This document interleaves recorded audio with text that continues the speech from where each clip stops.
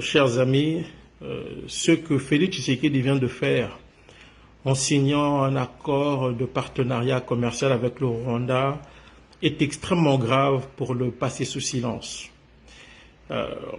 En fait, Félix Tshisekedi vient de légitimer, de légaliser l'exploitation illicite de ressources naturelles de la RDC par le Rwanda.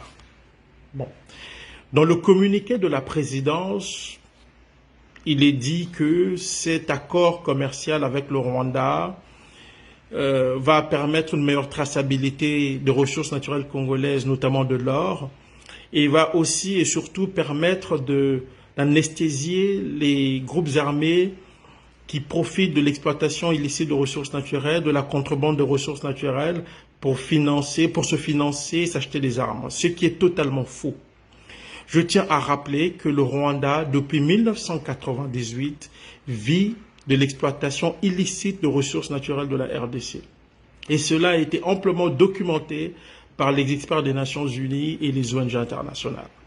Donc quand Félix Tshisekedi affirme que l'accord qu'il a conclu avec le Rwanda va permettre de mettre fin à cette exploitation illicite, il ment comme un arracheur de dents. Je dois rappeler aussi qu'en 2019, donc il y a juste 2 ans, les experts des Nations Unies ont produit un rapport, puisqu'ils le font pratiquement chaque année.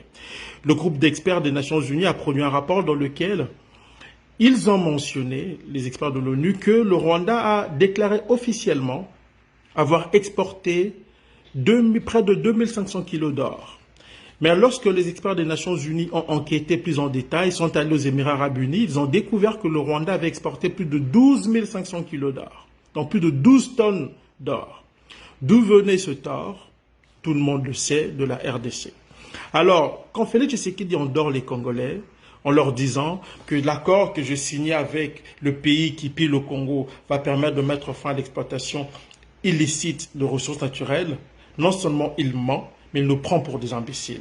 En réalité, comme je l'ai dit, il vient de légitimer et de légaliser le processus d'exploitation illicite de ressources naturelles de la RDC. Et c'est ce que tout Congolais devrait comprendre. La décision qu'il a prise engage le Congo pour très longtemps.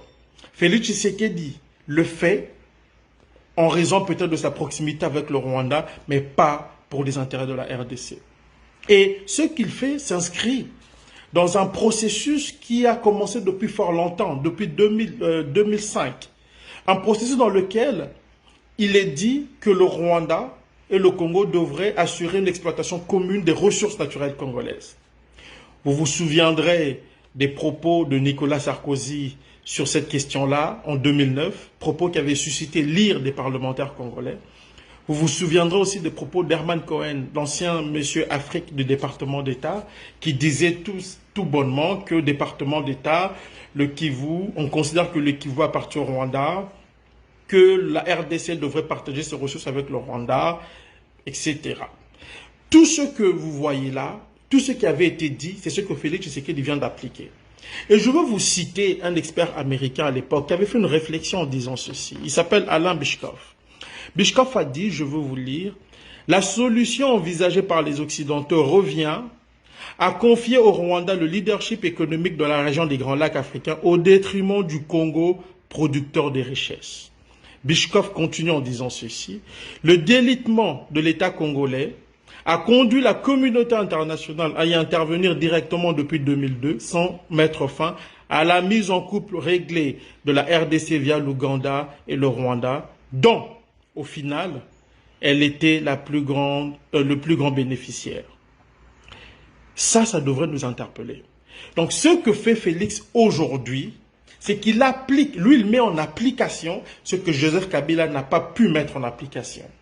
Parce que Kabila, oui, avait entretenu une certaine relation avec Kagame. Le Congo de Kabila a entretenu une sorte de relation ambiguë avec le Rwanda. Mais Kabila essayait de temps à autre de garder une forme d'autonomie par rapport à Kagame, ce qui n'est pas le cas de Félix Tshisekedi. Il est arrivé au pouvoir dans les conditions que nous savons, grâce à Kabila et à Kagame. Félix Tshisekedi n'a jamais été le choix des Congolais. Tshisekedi est le choix de Kabila et de Kagame. Et aujourd'hui, toutes ces politiques sont tournées vers le Rwanda. Il veut à tout prix satisfaire le Rwanda. Et c'est la raison pour laquelle Dès son arrivée au pouvoir, un mois après, il a sollicité Kagame pour plaider en faveur de la RDC pour que celle-ci puisse intégrer la communauté des États d'Afrique de l'Est. Alors que la RDC est déjà membre de la SADC et membre de la communauté des États d'Afrique centrale. Mais quand Tshisekedi demande à la RDC, à Kagame de plaider pour que la RDC puisse intégrer la communauté des États d'Afrique de l'Est, qu'est-ce qu'il fait en réalité? Il veut simplement créer les conditions qui vont permettre au Rwanda de faire main basse de manière officielle sur les ressources naturelles du Congo avec l'assentiment de la RDC. C'est extrêmement grave ce qui est en train de se passer. C'est extrêmement grave. Tshisekedi est en train de mettre en exergue ce que Sarkozy, qui est devenu d'ailleurs très proche ami de Kagame, avait prôné en 2009. Pour rafraîchir la mémoire de certains d'entre vous, je veux vous dire ce que disait Kagame, Monsieur Sarkozy à l'époque. Sarkozy a dit ceci au Congo. Quant à la région des Grands Lacs, la violence est une nouvelle fois déchaînée. L'option militaire n'apportera aucune solution aux problèmes de fond qui se posent de façon récurrente depuis 10 ans. Cela met en cause la question de l'avenir du Rwanda, avec lequel la France a repris son dialogue, pays à la démographie dynamique et à la superficie petite. Cela pose la question de la République démocratique du Congo, pays à la superficie immense et à l'organisation étrange des richesses frontalières. Il faudra bien, dit Sarkozy, qu'à un moment ou un autre, qu'il y ait un dialogue qui ne soit pas simplement un dialogue conjoncturel, mais un dialogue structurel. Comment, dans cette région du monde, on partage l'espace, on partage les richesses et on accepte de comprendre que la géographie a ses lois, que les pays changent rarement d'adresse et qu'il faut apprendre à vivre les uns à côté des autres. Autrement dit, Sarkozy nous a simplement dit là qu'il faut créer les conditions d'une domination rwandaise dans le Kivu, ce que Félix est en train de faire aujourd'hui. Et à la suite des propos de Sarkozy, un journal français, le Courrier international, avait titré « Sarkozy veut dépecer la RDC ». Ce n'est pas Patrick Mbeko qui le dit, ce n'est pas, je ne sais pas, un Congolais frustré contre Félix qui le dit, c'est un journal français. Donc ce à quoi nous assistons aujourd'hui, c'est la mise en coupe réglée officielle, c'est l'exploitation officielle, la légitimation et la légalisation de l'exploitation illicite de ressources naturelles par le Rwanda. Et cela à cause d'un certain Félix Tshisekedi. On a reproché beaucoup de choses à Kabila, et je suis le premier à l'avoir fait. Mais je pense que Félix Tshisekedi a dépassé les bornes, il est allé très loin. Sur l'autel de son amitié avec Kagame, il a décidé de sacrifier les victimes congolaises de la barbarie rwandaise, les ressources naturelles du Congo et la RDC dans son ensemble.